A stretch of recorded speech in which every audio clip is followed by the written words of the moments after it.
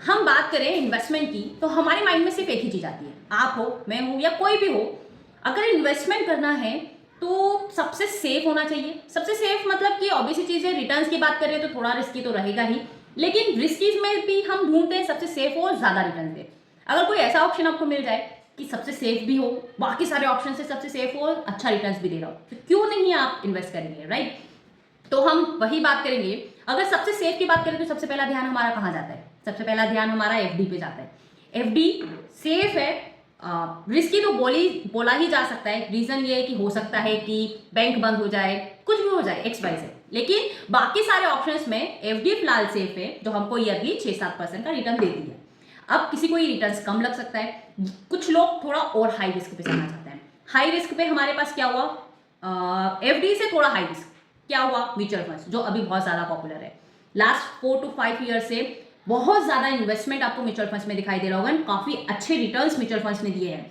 देखिए, mutual funds में भी ऑब्वियसली चीज है, 3 टाइप्स की कैटेगरीज होती है म्यूचुअल फंड्स में। सबसे ज्यादा रिस्की, फिर उससे कम रिस्की, फिर सबसे कम रिस्की। जितना रिस्क कम लेते जाएंगे, रिटर्न्स उतना कम मिलता जाएगा।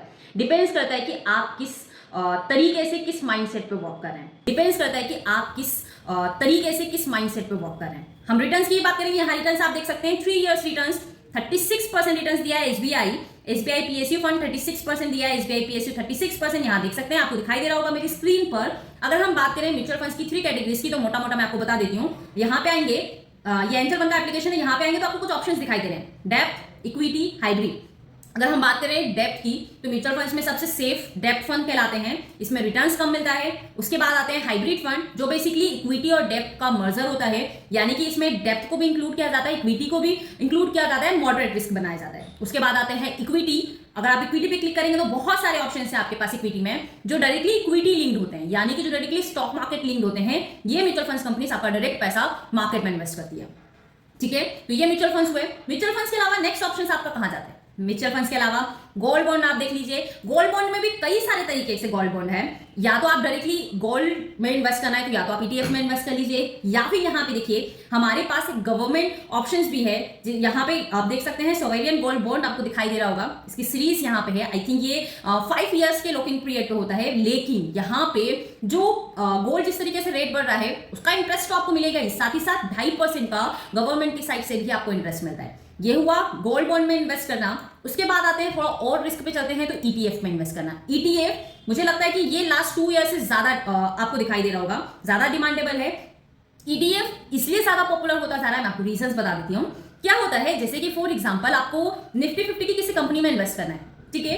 आपको मान के चलिए आप निफ्टी 50 की 50 कंपनी में पैसा लगाना चाहते हैं, तो या तो आप उसके इंडेक्स में ट्रेड करिए। अब इंडेक्स में ट्रेड करेंगे तो आपको फ्यूचर में ट्रेड करना पड़ेगा, या तो आप उसको रोल ओवर करते जाइए, वो एक आपके पास ऑप्शन है। लेकिन हमारे पास यहाँ पे डायरेक्टली निफ्टी 50 की ईटीएफ मिल जाता है। अगर आपको पूरी की पूरी 50 कंपनी में इन्वेस्ट करना है तो आप निफ्टी 50 ईटीएफ में पैसा लगा दीजिए। बहुत सारे ऑप्शन है निफ्टी 50 ईटीएफ आपके पास है। यहाँ पे देख सकते हैं, ये देखिए ईटीएफ कैटेगरी। अगर मैं इक्विटी पे क्लिक करूं, सेक्टर वाइज आपके पास ऑप्शन है, देखिए निफ्टी 20 पे आप इन्वेस्ट कर सकते हैं। मिड कैप, यहाँ पे देखिए, यहाँ पे ईटीएफ में आपके पास और भी ऑप्शन है। अगर आप आउट ऑफ इंडिया भी पैसा लगाना चाहते हैं, बाहर के एक्सचेंज में पैसा लगाना चाहते हैं, तो मोतीलाल ओसवाल 50, मोतीलाल ओसवाल का 100, वहां पे आप इन्वेस्ट कर सकते हैं।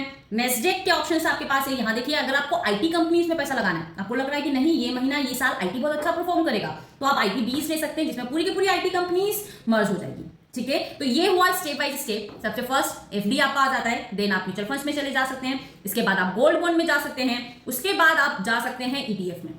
अब ये तो हुआ मॉडरेट रिस्की, अच्छे रिटर्न्स आपको दे रहा है रिस्की। अब आता है स्टॉक मार्केट। स्टॉक मार्केट में भी हम कई तरीके से इन्वेस्ट कर सकते हैं। किस किस तरीके से इन्वेस्ट कर सकते हैं वो भी हम बात करेंगे। स्टॉक मार्केट में एक आप कर लीजिए शॉर्ट टर्म मीन्स की लाइक आपको लग रहा है 5 महीना, 6 महीना, 1 साल का व्यू। एक आप रख लीजिए long term view, long term में आप शेयर्स लेके होल्ड करके छोड़ दिए। एक हुआ इंट्राडे व्यू, यानी कि सेम डे पे खरीदना है, सेम डे पे बेचना है, जो कि हाईली रिस्की और हाईली रिटर्न्स भी देता है। रिस्की तो वही, अगर आप प्रॉपर अंडरस्टैंडिंग के साथ काम करेंगे तो आपको अच्छा रिटर्न्स भी दे सकता है।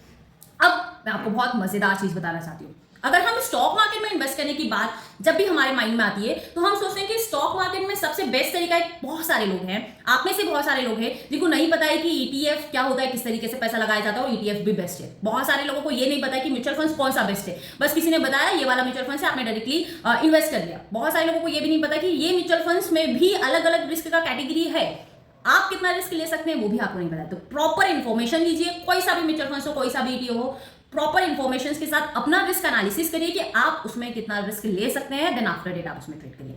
हम बात कर रहे थे स्टॉक मार्केट में इन्वेस्ट करने की। स्टॉक मार्केट में जब भी हम अगर आप अपने फ्रेंड सर्कल में पूछेंगे या आप किसी भी आसपास में पूछेंगे कि स्टॉक मार्केट में पैसा लगाना है, तो आपको क्या बोलेगा कि निफ्टी 50 की कंपनीज में पैसा लगा लीजिए, अच्छा है, लिक्विडिटी अच्छी होती है। सबका ध्यान मोस्टली वहीं पे जाता है। क्यों? क्योंकि निफ्टी 50 की कंपनी से फ्री फ्लोट, मार्केट कैपिटलाइजेशन अच्छा है, लिक्विडिटी अच्छी है और निफ्टी 50 में आ रही है, मींस दैट टॉप 50 कंपनीज है तो ही यहां पे आ रही है। लेकिन अगर हम रिटर्न्स की बात करें, देखिए यहां पे मैं आपको दिखाऊंगी, हम यहां पे डायरेक्टली कर लेते हैं Nifty 50 versus Nifty next 50 compare, मैं आपको दिखा देती हूँ। निफ्टी नेक्स्ट 50 का नाम सुना है? सुना ही होगा निफ्टी नेक्स्ट 50। मैं आपको बता देती हूँ निफ्टी नेक्स्ट 50 क्या है। अगर हम टॉप 100 कंपनीज की बात करें, अगर हम टॉप 100 कंपनीज की बात करें जिनका फ्री फ्लोट मार्केट कैपिटलाइजेशन अच्छा है, तो 1 to 50 जो कंपनीज होगी वो निफ्टी 50 में रजिस्टर्ड होती है, और जो 50 के बाद की जो कंपनीज है वो निफ्टी नेक्स्ट 50 में आपको रजिस्टर्ड होती मिलेगी। ऑब्वियसली चीज है, निफ्टी 100 स्टॉक्स है मतलब कि उनका भी फ्री फ्लोट मार्केट कैपिटलाइजेशन अच्छा होगा, लिक्विडिटी अच्छी होगी, और ऑब्वियसली चीज है अपने आप को और सुधारने की कोशिश कर रही होगी। क्यों? क्योंकि उनको भी निफ्टी 50 में आना है। वो एक ग्रोथ कंपनी आप बोल सकते हैं जो अपने आप पे काम कर रही होगी, लड़ रही होगी कि नहीं मुझे भी निफ्टी 50 में आना है, तो ऑब्वियस ही चीज है वो आपको ज्यादा रिटर्न्स देगी। देखिए मैं आपको दिखा देती हूँ निफ्टी नेक्स्ट 50 प्राइस।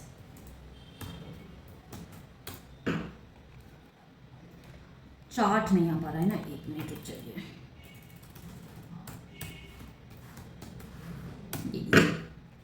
या मैं कंपेयर लगा देती हूँ एंड निफ्टी नेक्स्ट 50 हम ऐड कर देते हैं। लिटरली जब डेटा आप देखेंगे ना सच में शॉक्ड हो जाएंगे और बोलेंगे कि ये मुझे पहले क्यों नहीं पता चला। ये देखिए अगर हम 6 मंथ की बात करें तो निफ्टी 50 ने 5% का रिटर्न दिया है और निफ्टी नेक्स्ट 50 ने 2.5% का रिटर्न दिया है। अगर हम ईयर टू डेट की बात करें यानी कि एक साल से अभी तक जो डेट चली 16 दिसंबर, यहां पे अगर हम बात करें तो आप देख सकते हैं इसने 13% रिटर्न्स दिया है निफ्टी 50 ने, और अगर हम बात करें निफ्टी नेक्स्ट 50 की तो 37% रिटर्न दिया है। वर्क ईयर की अगर हम बात करें तो आप देखिए है ना, निफ्टी 50 15% का रिटर्न दिया है, लेकिन निफ्टी नेक्स्ट 50 40% के समथिंग रिटर्न दिया है। 5 ईयर्स की बात कर लीजिए, देखिए है ना शॉकिंग डेटा।